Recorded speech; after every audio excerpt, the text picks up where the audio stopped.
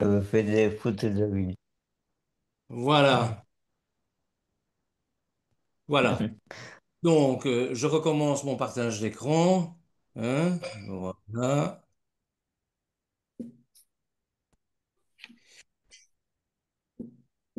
voilà. OK. Donc, en résumé, la Bible, enfin, la Torah orale a été donnée aux Hébreux sur le mont Sinaï, qui a été retranscrite par la suite sur des parchemins, ou bon, si bien que ça a donné le Tanakh. Et puis du Tanakh, les Juifs, enfin les Hébreux, sous Ptolémée, en ont fait une première traduction qui est la Septante.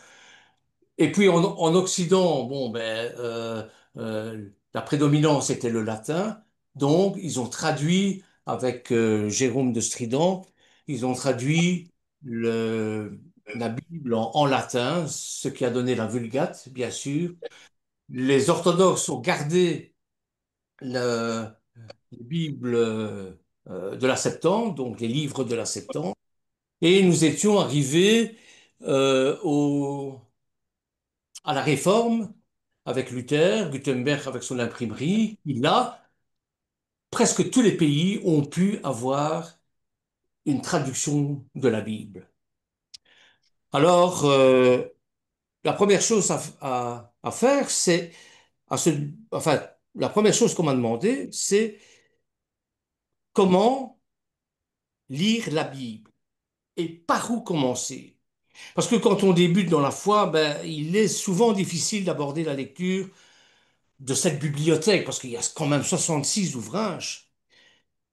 Donc, et en plus, la Bible n'est pas un livre, euh, ce n'est pas un roman, ce n'est pas Harlequin, ce n'est pas, vous voyez, donc, premièrement, il est important de comprendre que c'est pas un livre comme les autres. Nous l'avons dit la fois dernière, c'est la parole de Dieu. C'est excessivement important de comprendre ça, la parole de Dieu, hein, et grâce à cette parole, eh bien, c'est une parole vivante. C'est une parole qui nous régénère. Et l'Éternel s'en sert pour nous parler avec l'aide de la Roi Kodesh, avec l'aide de l'Esprit Saint. Et comme il nous est dit dans 2 Timothée chapitre 3, versets 16 à 17, à quoi servent ces écritures?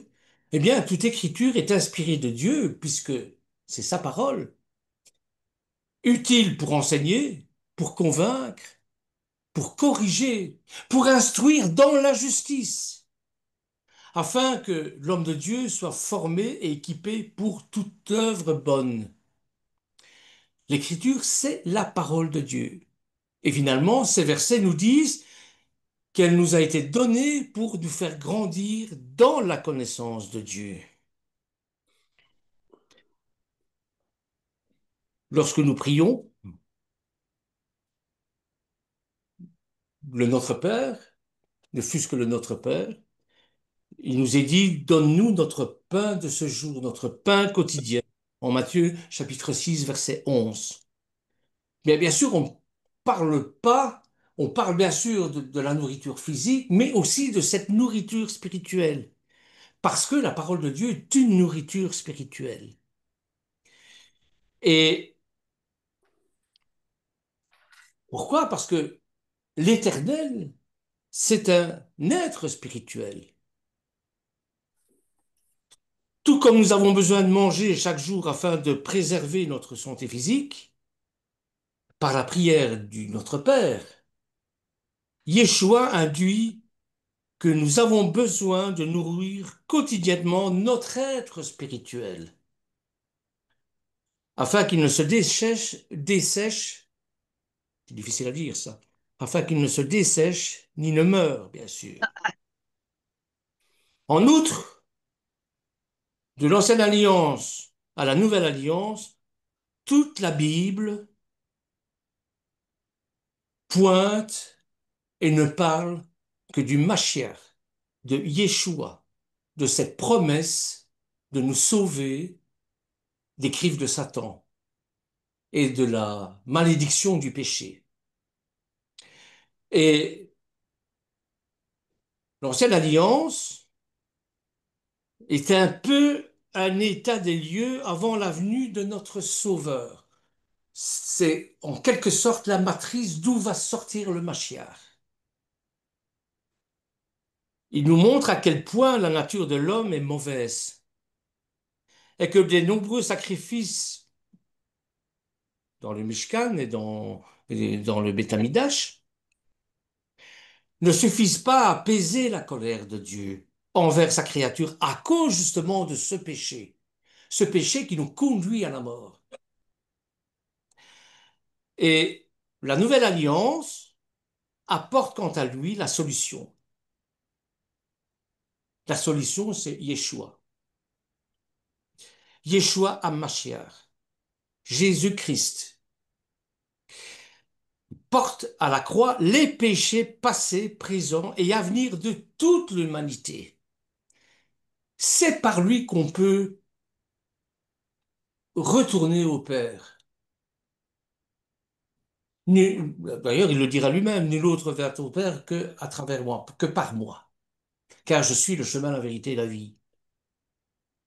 Donc, il met également en évidence la puissance de la croix, en coopération avec celle de la Roi Kodesh pour délivrer l'homme de l'esclavage du péché. On découvre encore que dans l'Ancienne Alliance, les nombreux prophètes ont annoncé les choses qui devaient arriver et qui ne sont que la réalisation des promesses faites par l'Éternel. Et ces choses ont été accomplies et vont s'accomplir par Yeshua, démontrant ainsi qu'il est vraiment le Messie qui devait venir sauver l'humanité. Ainsi, celui qui ne connaît pas l'histoire d'Adam et d'Awa, Ève, de Noach, du peuple d'Israël, etc., aura du mal à comprendre parfaitement le besoin de la venue de Yeshua comme sauveur. Et celui qui n'a pas lu les livres prophètes pourrait être moins convaincu de sa messianité.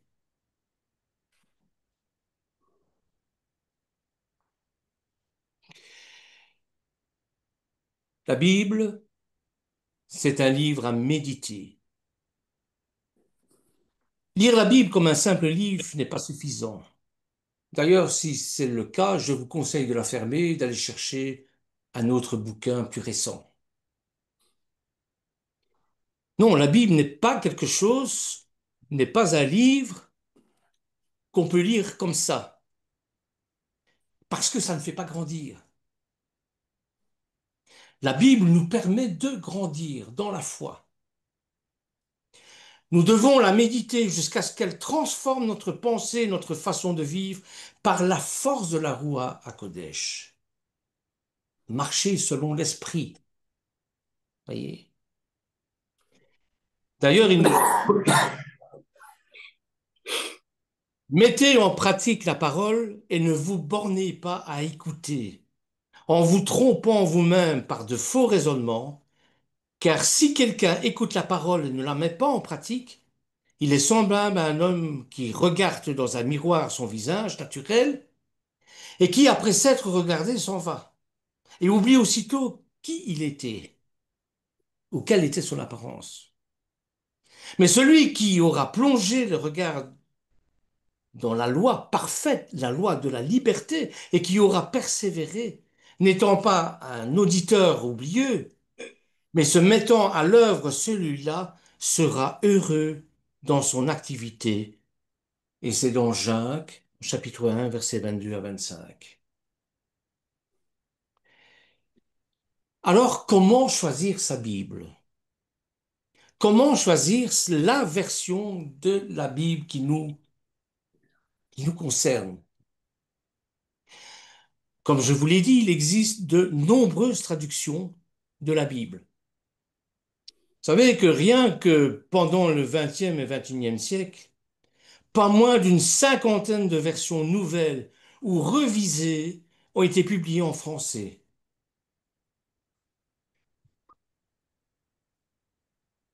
La Bible en français, la plus répandue, et certainement la plus lue, est celle de Louis II. C'est celle que j'utilise aussi pour, euh, pour faire mes vidéos, hein. Euh, Louis II, c'est une valeur sûre sur laquelle vous pouvez vous appuyer, même s'il y a des erreurs.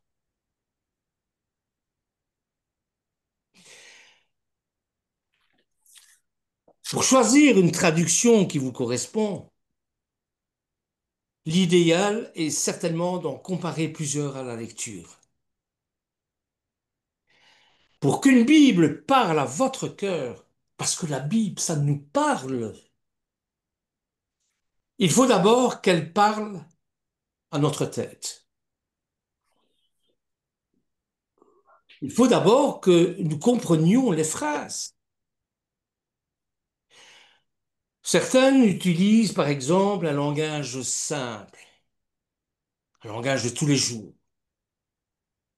tandis que d'autres proposent un langage plus soutenu, mais souvent plus précis également. En outre, les Bibles plus anciennes utilisent un français plus vieux, là où les versions plus récentes optent pour un français plus moderne. Vous trouverez donc ci-dessus quelques traductions généralement conseillées que j'ai classées par ordre croissant du niveau de difficulté au niveau du langage.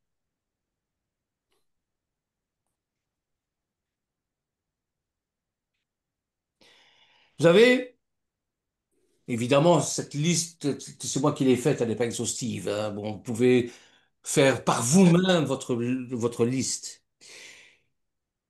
Donc, vous avez les traductions, la parole de vie, par exemple, qui est en français fondamental. Écoutez, on n'a pas toujours le temps de prendre sa Bible, de faire une étude biblique le matin. Mais il nous est conseillé de lire quand même la Bible. Voilà. Donc, je crois que la Louis II 21, celle qui est en français courant, ou bien la Bible en français courant, la Bible en français soutenu aussi,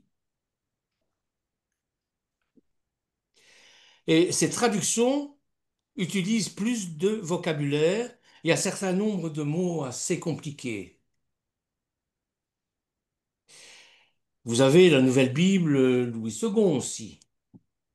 Vous avez la Bible Jérusalem, ça dépend des confessions dans laquelle on est, ça dépend ce que nous attendons, ça dépend de une série de facteurs. Mais il n'y a qu'une seule Bible, hein, c'est celle de l'Éternel. Il n'y a qu'une seule parole, c'est celle de l'Éternel. Donc vous avez aussi les Bibles en français élevé, et les traductions suivantes peuvent poser problème aux lecteurs occasionnels, de par l'utilisation de mots, de conjugaisons parfois un peu désuètes. Subjonctif plus que parfait, etc. On n'utilise plus ça de nos jours, hein. Vous avez la Derby, on en a parlé la fois dernière. Vous avez la Bible de Scofield. Vous avez toujours le Louis II. Vous avez la Bible du Semeur, la nouvelle édition de Genève, la traduction œcuménique de la Bible Tob. Alors, lire la Bible, oui, mais par où commencer? Pour ceux qui n'auraient jamais lu la Bible, ou très peu, il est généralement conseillé de commencer par les quatre évangiles. Ce sont les premiers livres du Nouveau Testament qui amorcent leur récit à la première venue de Yeshua. Et généralement, c'est l'évangile de Jean qui est le plus recommandé. Pourquoi? Parce que l'évangile de Jean, par son prologue et par sa teneur théologique, correspond au Tanakh, à la Torah. C'est exactement un peu, c'est à peu près je- un, un- à copier-coller. Non, mais c'est le même principe. C'est-à-dire la structure de l'évangile de Jean correspond exactement à Bereshit.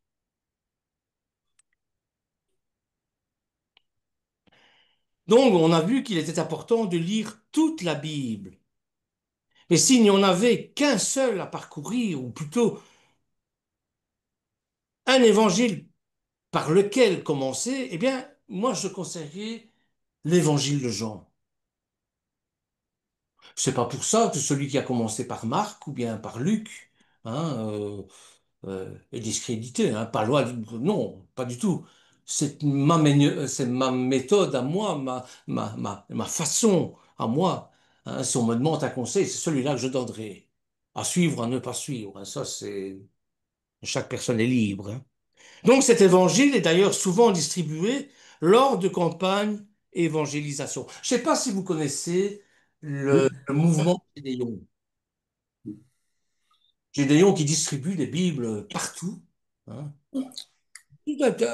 À tout petit format, j'en ai deux, je crois. J'ai été une fois abordé par des adeptes de Gédéon et ils m'ont offert deux petites euh, briques à l'achat, hein, que j'ai ici dans la bibliothèque d'ailleurs, hein.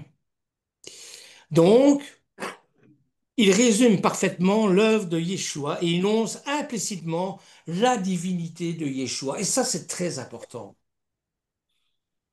La parole de Dieu faite chair, l'incarnation, chose bien sûr qui est impensable si on n'a pas la roi à Kodesh, impensable pour les musulmans et pour les juifs, hein. Dieu qui s'incarne, et pourtant il s'incarne. On y découvre en outre de nombreux récits non présents dans les trois autres évangiles. Les évangiles de Matthieu, de Marc et de Luc, hein, donc les évangiles synoptiques, diffèrent de par leurs récits parfois, comme certains miracles spécifiques, ou encore les multiples apparitions de Yeshua après la résurrection. Ben, ce n'est pas toujours rendu dans les quatre évangiles de la même manière. Et dans l'évangile de Jean, sont en outre reportés de nombreux discours de Yeshua lui-même, qui ne figurent pas dans les autres évangiles, et qui sont marqués des fameuses déclarations introduites par égoémie en grec, hein, anochi, je suis, aïe, ayé en hébreu. Et ces choses ont été écrites afin que vous croyiez que Yeshua est le Christ, le Mashiach, le Fils de Dieu, et qu'en croyant, vous ayez la vie en son nom. C'est dans Jean au chapitre 20, verset 31. Alors, qu'en est-il des autres évangiles? Eh bien, en revanche, des moments importants de la vie de Yeshua sont totalement absents de l'évangile de Jean. La naissance du Mashiach, par exemple. La tentation dans le désert. L'appel des 12 disciples et leur mission. La transfiguration. La tempête apaisée. L'annonce de la passion. L'institution du Kiddush messianique ou de la Sainte Seine. L'agonie dans les jardins de Gethsémanée. Ainsi, la lecture des autres évangiles sera un complément indispensable pour parfaire la connaissance de la vie de Yeshua lorsqu'il était encore sur cette terre. En réalité, il faut lire tous les évangiles. Mais il n'y a pas que. Il y a aussi les épîtres. Les épîtres qui sont des lettres adressées à des églises, à des kéilotes naissantes, mais qui ont besoin d'encouragement. Et les épîtres de Paul, c'est un bon moyen de continuer la Bible une fois que le lecteur s'est a, a comme raison de l'avenue du Mashiach par les évangiles. Et ces lettres ont été adressées, donc, comme je vous le disais, à des églises spécifiques naissantes, puisque euh, Paul avait une mission apostolique, donc il créait des églises. Et se dirigent encore, ces récits, ces lettres se dirigent encore par l'actualité de leur message à toutes les églises existantes encore aujourd'hui. C'est-à-dire ce que moi j'appelle le corps de Christ. Ou encore à tous les enfants de Dieu. Les épîtres pauliniennes regroupent l'épître aux Romains, la première épître aux Corinthiens, la seconde épître aux Corinthiens, donc Rome, hein, les Grecs avec Corinthe, les Galates, les Éphésiens, l'épître aux Philippiens, l'épître aux Colossiens, la première épître, pardon, aux, aux Thessaloniciens, la deuxième épître également aux Thessaloniciens, la première épître à Timothée pour encourager son disciple Timothée, sa deuxième lettre aussi à Timothée, l'épître à Tite, pardon, l'épître à Philémon, et surtout, pour moi qui est la plus importante, je ne vais pas dire pour ça que les autres n'ont pas leur importance, mais c'est l'épître aux Hébreux, c'est-à-dire les, oui, le livre des Hébreux, adressé aux Hébreux. On nous dit que c'est une œuvre d'un auteur anonyme, mais je crois qu'il est bon qu'elle soit ajoutée.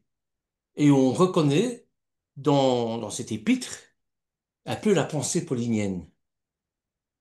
Donc ces lettres, pleines de bons conseils et de révélations, sont un véritable trésor pour celui qui désire plaire à Dieu et vivre une vie qui l'honore.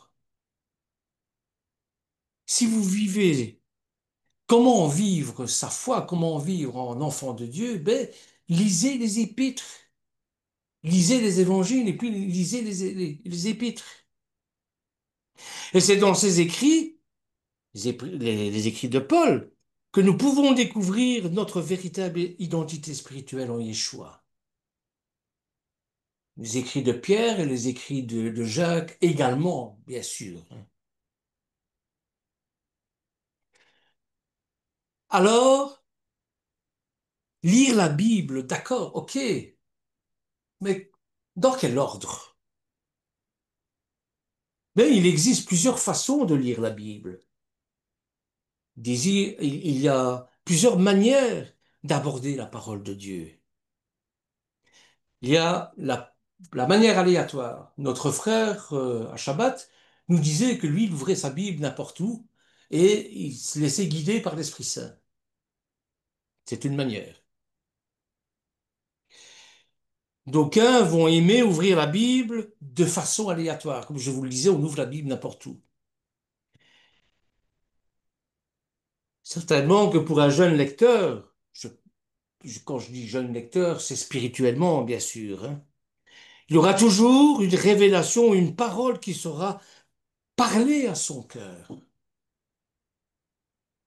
Ainsi en est-il de ma parole qui sort de ma bouche. Elle ne retourne point à moi sans effet, sans avoir exécuté ma volonté et accompli mes desseins. Peut-on en effet lire dans Isaïe chapitre 55 verset 11. Cependant, une telle lecture ne saurait faire grandir spirituellement pour moi. Il n'est pas convenable de rester indéfiniment dans un état de jeunesse spirituelle. Ben, quand on s'est abreuvé de lait pendant un certain moment, il faut passer au steak. Donc, il est nécessaire de se nourrir d'une alimentation solide. Et ça n'est possible qu'en lisant la Bible de façon structurée. En suivant, par exemple, des plans de lecture. Moi, j'ai opté pour le plan des rabbins, hein, qui ont divisé la Torah, du moins, oui, la Torah, donc le Tanakh, en 54 versets, par des parashotes, des haftarot et la Brit Hadasha, c'est-à-dire je peux lire la Bible ainsi en un an. Et chaque fois, Simrat Torah, est une fête juive, hein, et qui signifie la joie de la Torah, on recommence le cycle.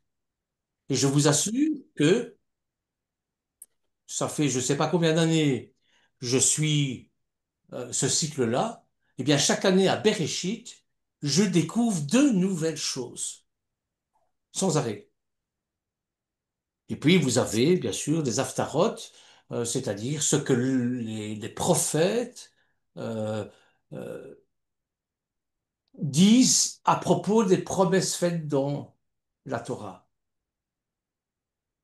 Il y a toujours un lien entre la Torah et, enfin, les parashotes et les haftarot et la Brit Hadasha. Et c'est ça qui est intéressant, c'est de faire ce lien.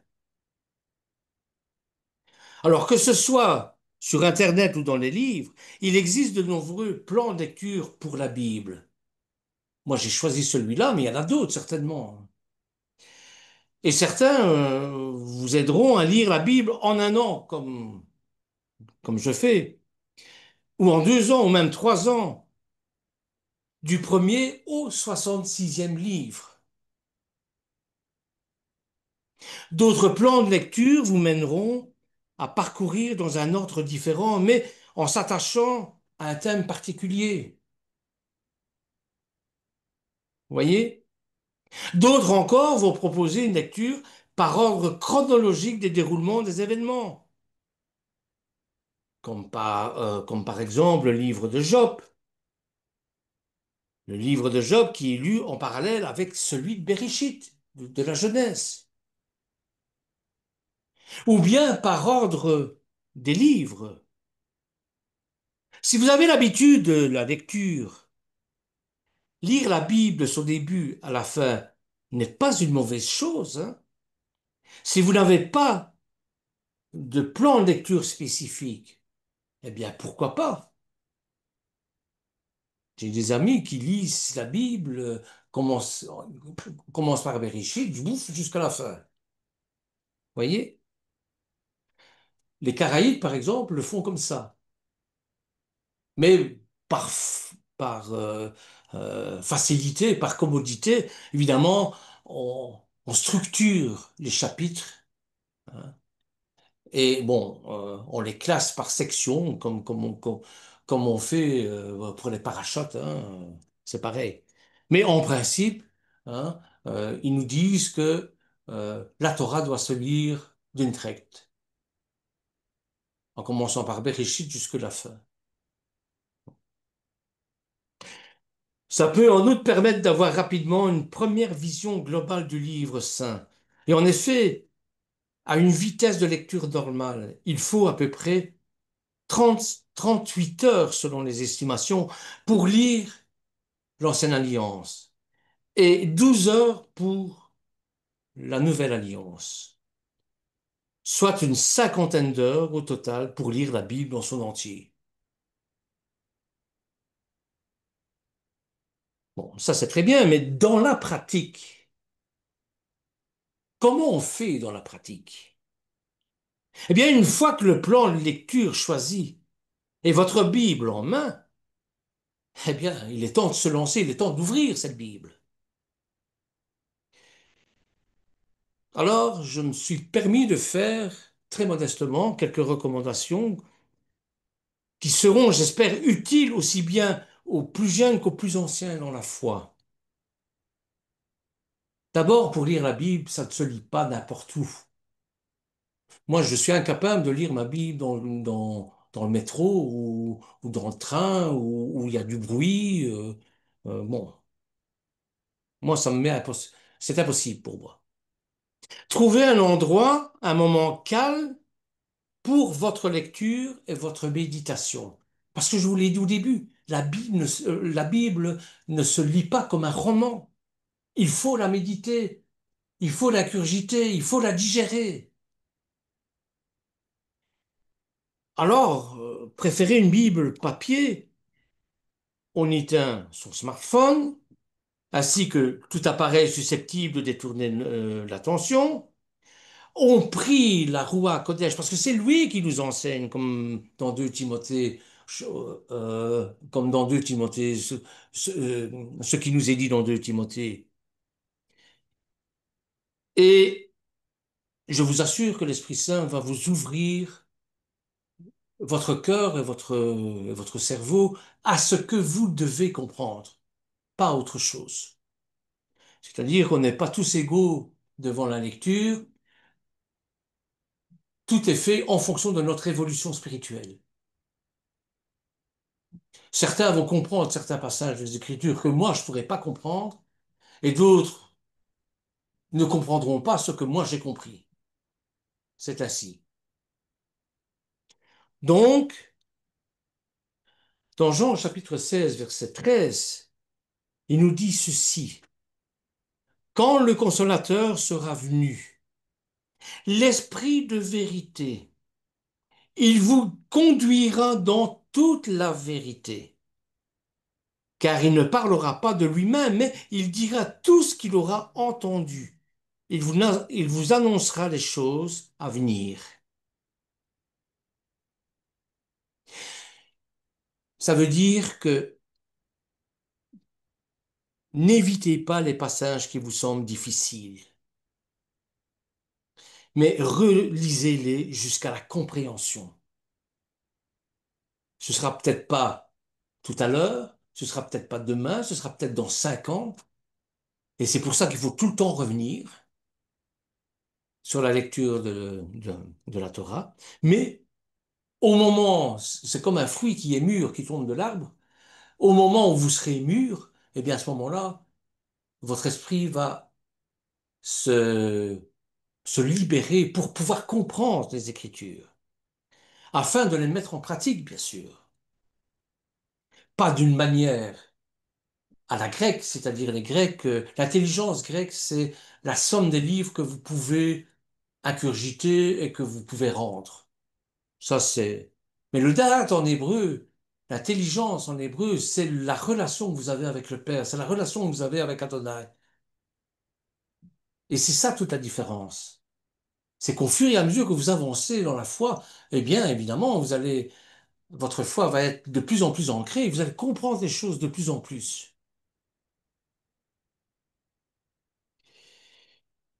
Si on est né de nouveau, eh bien, l'Esprit de Dieu va nous guider. Si on lui demande et si on, on attend à ce qu'il le fasse, bien sûr. Et ça va nous aider, en outre, à éviter les pièges de fausses doctrines. Et il faut faire comme les Bériens, il faut tout le temps revenir sur le métier, c'est-à-dire il faut tout le temps relire la Torah. Si on n'est pas un gros lecteur, eh ben, on commence par un ou deux jours. Il n'est pas nécessaire d'enfiler des chapitres si au final on n'en retient rien. Donc, essayons, si possible, de lire le passage étudié en plusieurs versions, en plusieurs traductions. On peut ainsi mieux les comprendre. Je donnerai un exemple, peut-être pas aujourd'hui, mais un peu plus tard. Par exemple, pourquoi on a choisi un agneau à Pâques? Et pourquoi Jean s'est-il écrié, voici l'agneau de Dieu qui porte le péché du monde? Eh bien, pour comprendre ce passage-là, hein, je me suis référé aux trois traductions, c'est-à-dire l'hébreu, bien sûr, la Septante et la Vulgate. Et toutes les trois m'ont donné une ouverture de compréhension. Vous voyez? Alors pourquoi ne pas également écouter le passage du jour en audio? Parmi vous, je suis certain que dans la voiture, hein, on met des versets bibliques et tout en conduisant et on se baigne dans la parole de Dieu. Certains comprennent mieux les directives lorsqu'elles sont prononcées que lorsqu'ils les lisent. C'est un peu mon cas. Parfois, en lisant, je ne comprends rien, mais si personne me les dit, à ce moment-là, ah, la pièce tombe, comme on dit. Donc, lisons le contexte du ou des versets. Et il ne faut pas se contenter de lire un seul verset, car c'est ce contexte qui va nous aider à comprendre exactement le message que Dieu veut nous donner. Essayons de garder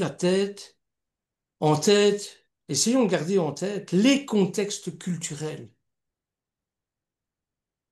Parce que je vous l'ai dit, ces traductions ont été faites sur des milliers d'années. Donc, on est impacté par toute une série de choses, toute une série de contextes, toute une série de tournures linguistiques, toute une série d'images propres à l'hébreu, propres au grec, propres au latin.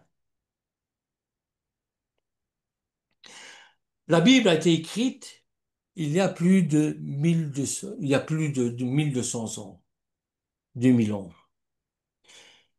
Donc, les us et les coutumes de l'époque, les régions, et de la région, et de la religion, je dirais de la religion juive, en outre, étaient différents de ceux qu'on peut observer aujourd'hui dans nos pays. Alors, il faut méditer ce que on vient de lire en posant la question, Seigneur, qu'est-ce que tu veux m'apprendre par ce passage? Qu'est-ce que tu veux m'enseigner? À travers ton esprit, qu'est-ce que ton esprit veut me dire, veut m'enseigner? Alors moi, je conseille toujours de prendre des notes. Écoutez, moi, j'ai comment, j'ai des, j'ai plein de trucs comme ça, plein de carnets où je mets mes notes, etc. Et ça m'aide, bien sûr, à faire mes vidéos. Et c'est important lorsque on- je prends l'exemple de l'épouse du Christ, eh bien, on commence par les versets et puis on approfondit de jour en jour et on note ce qu'on découvre. Et par la suite, quand on doit faire un travail ou même quand on a envie de comprendre des choses, eh bien, on retourne au départ et on relit ses notes. Vous voyez? Donc, c'est important, ça. C'est important de noter ce que l'Esprit nous a mis sur le cœur, hein, dans un carnet. Parce que 5 ans après, c'est fini, hein. Moi, j'ai oublié, hein. Bon,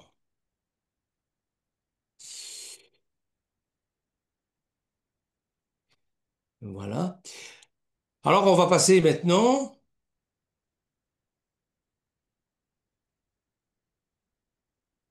Non, voilà.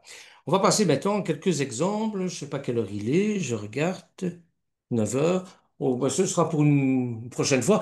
On va commencer ici, hein, c'est-à-dire les traductions et parfois les mauvaises interprétations à cause justement de cette traduction. Encore une fois, je ne jette pas la pierre aux traducteurs. On sait très bien que c'est un métier excessivement difficile. Donc, j'ai beaucoup de respect pour eux. Mais parfois, ils font passer leurs idées à travers les textes. Et c'est à nous à les décoder, à les décortiquer pour pouvoir avoir la saine doctrine. J'ai intitulé ça Un os dans la traduction. Pourquoi j'ai intitulé ça? Je vais prendre comme exemple la côte d'Adam ou le côté d'Adam. Il y en a d'autres, il y en a énormément. Et dans la Genèse, il nous est dit que l'Éternel fit tomber un profond sommeil sur l'homme qui s'endormit. Il prit une de ses côtes et referma la chair à sa place. Et l'Éternel Dieu forma une femme de la côte qu'il avait prise de l'homme. Il l'emmena vers l'homme. Cette traduction-là vient de Darby. Une autre traduction maintenant. L'Éternel Dieu fit tomber un profond sommeil sur l'homme. Bon, ça c'est OK. Et il dormit. Il prit une de ses côtes. Il enferma la place avec de la chair. Et l'Éternel Dieu forma une femme de la côte qu'il avait prise de l'homme et l'amena vers l'homme. Ça, c'est celle de Martin, la Bible Martin. La Bible Martin, qui est une revision de la Bible de Genèse de 1588, pardon, qui a servi de matrice aux traductions protestantes. On va prendre une autre. L'Éternel Dieu fit tomber un profond sommeil sur Adam et il s'endormit. OK. Et Dieu prit une de ses côtes et resserra la chair dans la place de cette côte, bien sûr. Et l'Éternel Dieu fit une femme de la côte qu'il avait prise à Adam et la fit venir vers Adam. Quoi qu'il en soit,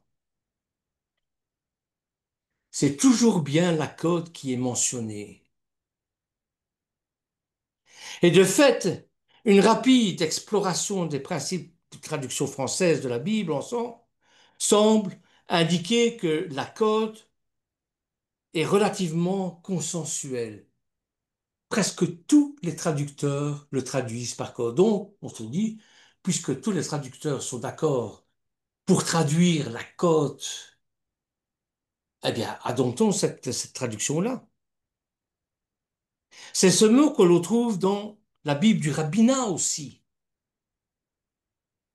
dans la Bible de Jérusalem, dans la Bible catholique, dans la traduction œcuménique de la Bible, dans la Bible en français courant et la Bible parole de vie. Donc, l'unanimité dans les traductions françaises est relativement surprenante, d'autant que les traductions évoquées ci-dessus émanent de confessions différentes et d'orientations éditoriales variées. Pense ici notamment à la Bible en français, la Bible en français courant, et à la Bible parole de vie, qui sont conçues comme des Bibles grand public, et rédigées dans un français le plus simple possible. Mais qu'en est-il des textes sources? Et tout d'abord des versions anciennes. Bien, la tradition de traduction française selon laquelle Dieu tire Ève, j'aime pas dire Ève parce que ça n'existe pas, c'est Hawa, parce que c'est le principe de vie de la côte d'Adam, provient sans doute de la médiation de la Vulgate. Ça vient de la Vulgate, ça vient de la Bible catholique, où Jérôme, en effet, utilise le mot costa en latin. Et je suis allé voir dans Gaffio, hein, quand je faisais mes études, bon, j'avais le dictionnaire Gaffio, hein, pour mes traductions en latin. Et Gaffio signifie, dans un sens premier, côte, bien sûr, le sens y est. Mais il y a un second sens. Et le second sens, c'est le flanc, le côté. Jérôme, Jérôme de Stridon, celui qui a traduit la Bible en hébreu, eh bien, suit les Septante, la Bible Septante, qui lui dit en grec, et l'abbé Miam Tone, pleuron au tout, prit une de ses côtes, mais qu'on peut traduire aussi un de ses côtés, puisqu'il semble que le mot pleura soit tout aussi polysémique que le mot costa. Vous comprenez? Alors, ce qui est curieux, c'est que les traductions françaises choisissent majoritairement le terme côte, relativement précis anatomiquement, et ce, quel que soit le texte source utilisé, la Vulgate latine ou l'hébreu biblique. Le mot hébreu qui figure en Genèse, chapitre 2, versets 21 à 22, c'est Tsela.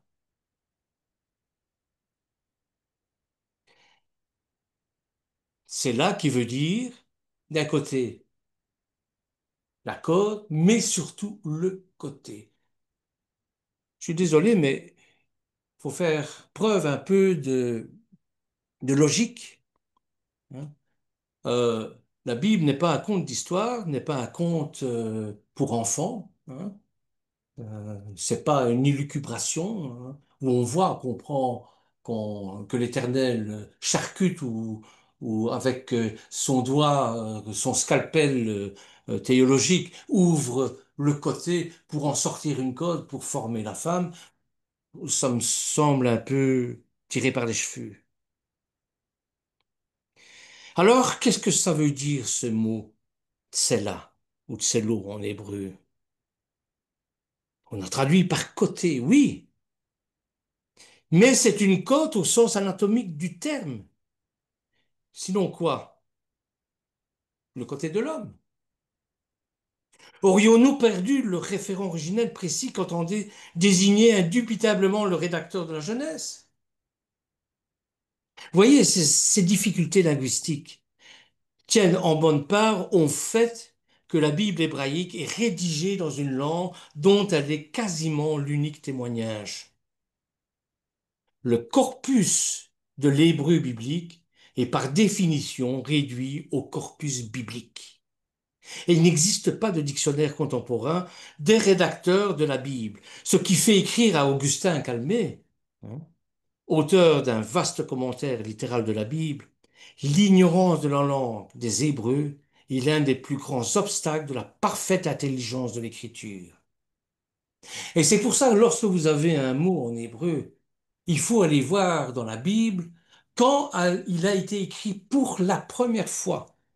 Et quand il a été écrit pour la première fois, c'est là qu'il prend toute sa force et son sens. Vous voyez? Donc, il n'en est pas de cette langue comme des autres langues mortes, par exemple le grec et la latine. Il nous reste un grand nombre de livres écrits dans ces langues et l'on peut, par une étude assidue, en connaître toute la force et savoir l'exacte signification de leurs termes. Celle-là qui est prise dans Bereshit, on peut la retrouver dans les prophètes et on peut la retrouver dans les apocryphes, pas les apocryphes, les hagiographes. Mais nous n'avons pas le même avantage en hébreu. Il n'y a d'hébreu pur que ce qui est dans la Bible hébraïque. Et l'on n'a pas de commodité de comparer ensemble plusieurs passages, ni plusieurs auteurs où le même mot se trouve.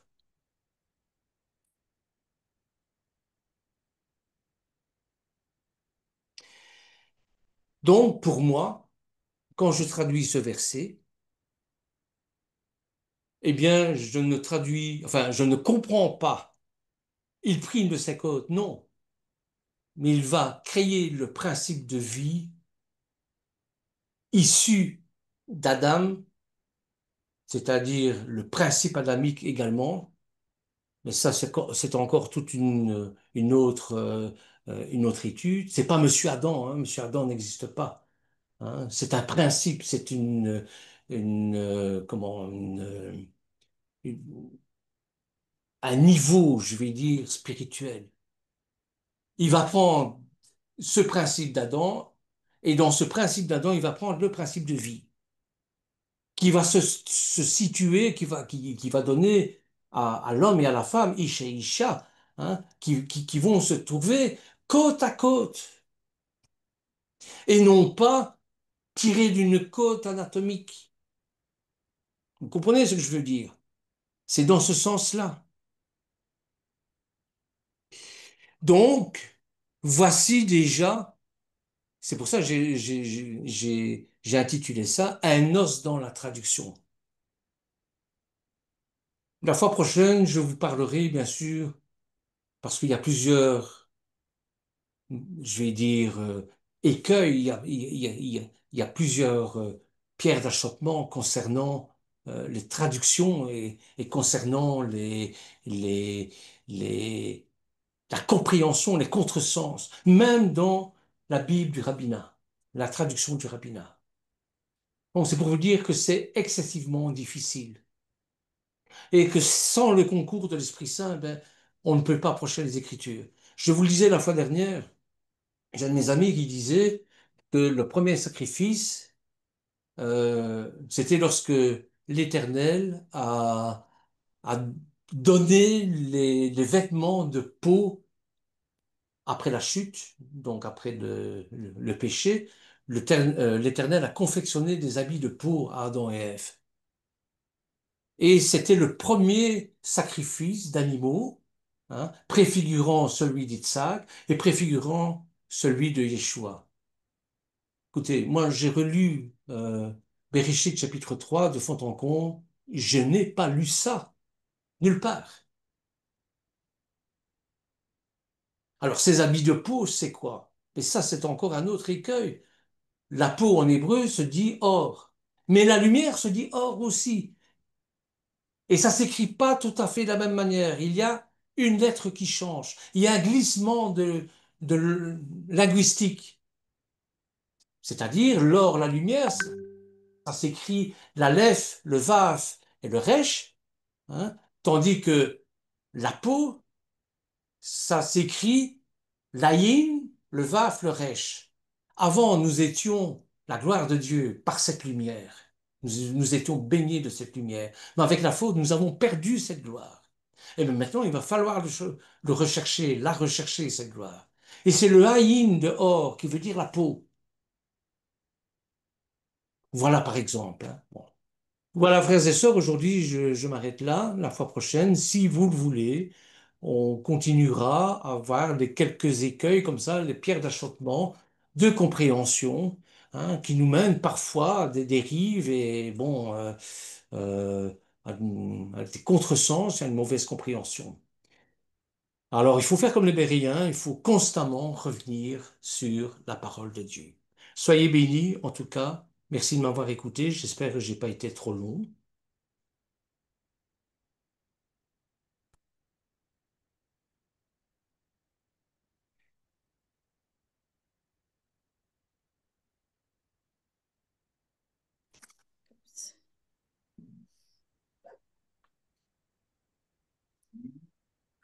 Bernard, Voilà. Est-ce que vous m'entendez?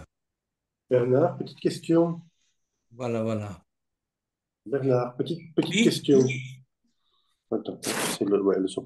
Quand tu dis côte, je crois qu'on en a déjà on avait déjà parlé ensemble. C'était pour la logique dos à dos. oui, aussi.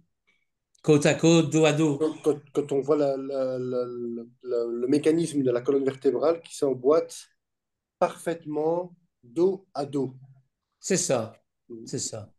Et malheureusement, on ne trouve nulle part cette configuration dans aucune Bible écrite qu'ils étaient dos à dos. Mais c'est ce qui est le plus logique. Oui. Et j'ai déjà expliqué ça, évidemment, j'explique ça à mes enfants, et mes enfants me disent, mais papa, ça n'est écrit nulle part, donc comment tu peux donner comment vais-je dire, cette traduction? Il n'y a personne qui te l'a montré, donc montre-nous où on peut voir cette traduction. C'est assez compliqué, parce que pour des adolescents, eux vont, comme tu connais Élie, il lit la, la- il lit la Bible, et lui, pour lui, c'est non, non, c'est la côte, point, ça ne va pas plus loin. Ça, c'est ça, Mhm.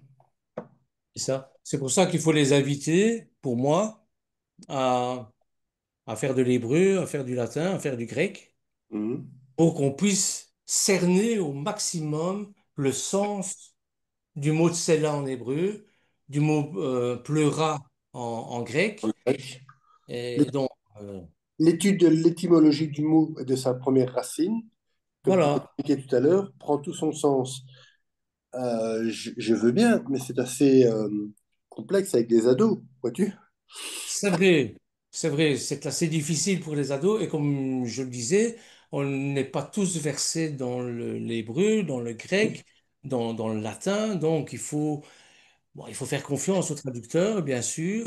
Euh, Moi, je conseillais plutôt de lire la Chouraki, parce que Mhm. quand on lit la Chouraki, c'est une traduction littérale. Ah oui. Mhm. Au point même que moi, j'ai abandonné parce que je comprends mieux en hébreu que Chouraki. Je la comprends pas. Je suis désolé, parfois c'est- ou bien c'est du français, ou bien c'est de l'hébreu, mais la traduction, et ça me faisait penser quand j'avais des textes en grec et en latin Mhm. à traduire, bon, on commence comme ça, on traduit littéralement, Mhm. puis Du on mot prend un peu de recul et on dit, mais ça veut rien dire. Mhm. Donc il faut faire passer l'idée, il faut faire passer l'idée de Dieu, thoraïque, mais maintenant, bon, il faut aussi euh, être logique. Pour Mhm. moi, c'est une question de logique. Il n'est pas question que l'Éternel, avec son scalpel spirituel, nous ouvre une, le côté, le flanc, pour Non. en sortir une côte qui est... La Bible, c'est pas un traité d'anatomie. Mhm. C'est pas non plus un traité... c'est un traité de morale, c'est un traité spirituel, oui, mais ça n'a rien à voir avec l'anatomie. Or, parfois, on mélange un peu les deux. Et bon, je donnerai d'autres exemples, hein. La fois prochaine, il y a par exemple la pomme d'Adam. Mhm. Je vais prendre ça comme exemple. Voilà, oui. Or, l'agneau, pourquoi pas qu'on prend un agneau, on ne prend pas un autre animal? Et là, il y a une erreur de traduction aussi. Parce que lorsque Jean-Baptiste, en voyant Yeshua arriver, il dit, voici l'agneau de Dieu qui enlève le péché du monde. Mhm. Or, en réalité, quand on fait la traduction, pourtant, presque tous les traducteurs mettent, voici l'agneau de Dieu qui enlève le péché du monde. Logiquement, si ça avait été le cas, on ne pêcherait plus. Ouais, Mais on est toujours au Seigneur et on pêche. tout le temps. Mhm. Donc, mais en grec et en latin et en hébreu, parce qu'on part de l'hébreu, on va en grec et puis on va en latin, il y a bien sûr la première occurrence qui n'est pas d'enlever comme une tâche, comme on enlève une tâche sur un vêtement, Mhm. mais qui est de porter Porté. Mhm. le péché du Mhm. monde à la croix. Et Mhm. c'est déjà traduit dans chez qui veut dire l'agneau en hébreu, qui vient de Nassan en hébreu, qui veut dire porter. Mhm. Donc, c'est pour ça qu'on choisit un agneau à Pâques. Et ça, bon, si on veut, la fois prochaine, je ferai un peu tout. Maintenant, c'est comme ça que je décortique, c'est comme ça que je Ouais, décode, ouais, d'accord. euh, parce que c'est quand même étonnant que... Et j'étais dans le doute pendant très longtemps parce que tous les traducteurs traduisent par côte, Mhm. par enlever le péché du monde, etc. Alors qu'il y a d'autres occurrences qui sont plus proches, à mon avis, de la réalité que ça. Mais est-ce que tu ne penses pas que c'est à cause du langage qui était plus grec et romain de l'époque qu'il fallait trouver les mots adaptés pour pouvoir comprendre Oui, c'est ça. C'est selon la ça, je situation pense dans laquelle on aussi. vivait? Mhm. Bon, nous, on habite en Belgique. On sait ce que ça veut dire la dichotomie. Mhm. C'est-à-dire, le flamand pense en flamand et essaie de faire passer ses C'est idées en ça. français. Euh, euh, Nous, on fait pareil, hein. Donc, c'est ça la grosse difficulté. C'est un petit peu comme les apôtres, hein. Les apôtres étaient des juifs, étaient des hébreux, des juifs qui parlaient l'hébreu, et il fallait faire passer le message en grec, puisque c'était la Mhm. langue de l'époque. Donc, il y a des contresens de ça. Mhm. Oui, bien sûr, bien sûr. Et c'est pour ça que je crois qu'il ne faut pas se contenter d'une seule traduction. Il faut aller voir les autres, il faut analyser, il faut creuser, il faut. Mais je, je dis, euh, c'est pas donné à tout le monde, donc on est bien obligé de faire confiance. Oui. Bon, moi, il n'y a pas si longtemps que ça que j'ai découvert ça, hein. J'ai quand même 67 ans. Mhm. La Bible depuis 15 ans, depuis l'âge Mhm. de 15 ans. euh, il y a tant d'évolution et bon, à un certain moment, on se dit, mais c'est pas possible, ça va pas, ça colle pas. Comme Monsieur Adam et Madame Ève, au Ouais. début, j'ai toujours cru ça, moi, jusqu'à un certain moment. Mhm. J'ai Ouais. dit, mais non, c'est pas possible. Puisqu'on parle de Ish et Isha, Mhm. Adam, c'est autre chose. Ben oui, L'entité. L'entité. c'est ça, Mhm. le statut adamique, bon, c'est un niveau spirituel dans Mhm. laquelle. Et Ève, Madame Ève, ça veut rien dire. C'est Hawa, Hawa qui vient de Raïm, qui veut dire la vie. Mhm. Donc, donc voilà. Enfin voilà, j'espère que j'ai pas été trop brouillon. Non, du Non, tout. c'était bien. Du tout, du tout. Pas brouillon du tout. Non. Voilà, ben je vous souhaite une bonne soirée. Merci d'être venu. Hein. Si vous avez, je vais fermer l'enregistrement. Ouais. Attends, où est-ce que je suis là? Voilà. Hmm.